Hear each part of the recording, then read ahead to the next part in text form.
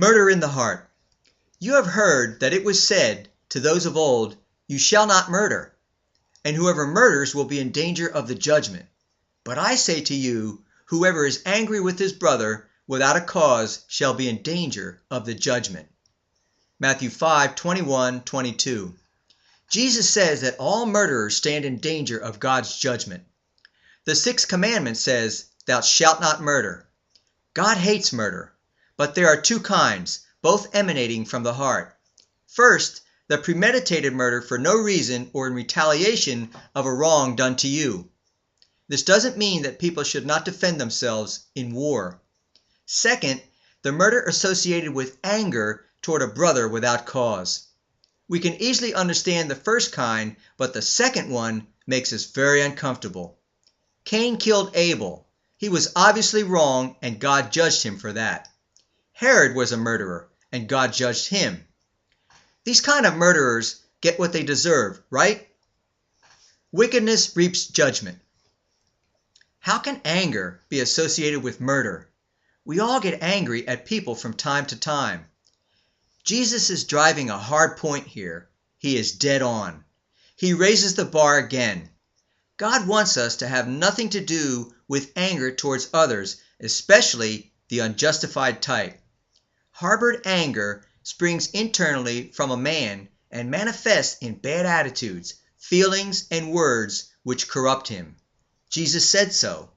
But those things which proceed out of the mouth come forth from the heart, and they defile the man. Matthew 15:18.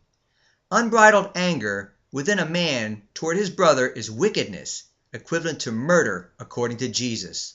High standard? Yes, but for our own good. Anger grows and is poisonous. It kills the spirit and contaminates the body. It's just as bad as murder.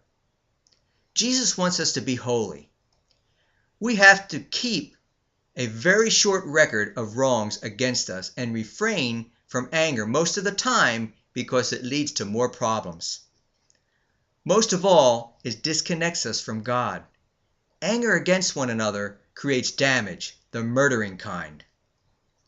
What do we do? How do we avoid anger? It's a fact of life, isn't it? Godly righteous anger in a world that flaunts wickedness and expects you to conform is understandable.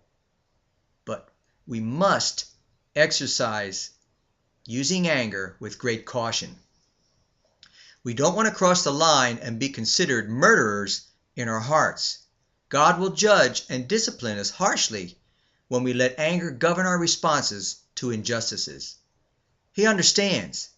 Jesus shows us a better way and gives us the power to respond in love.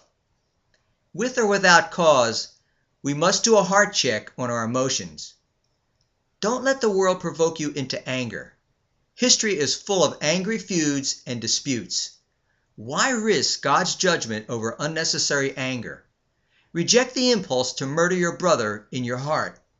Be sensitive to your internal reactions to the frustrations in your life today.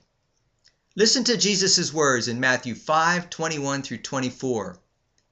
We cannot bring a gift of God to God and expect Him to receive it if we hold something against our brother. Be reconciled today with everyone you harbor ill feelings toward. The Lord commands it. Do it for Him. The world will be better for it.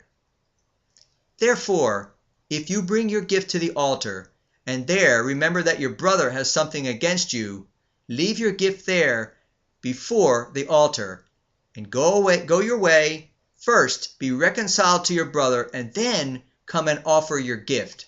Matthew 5:23-24.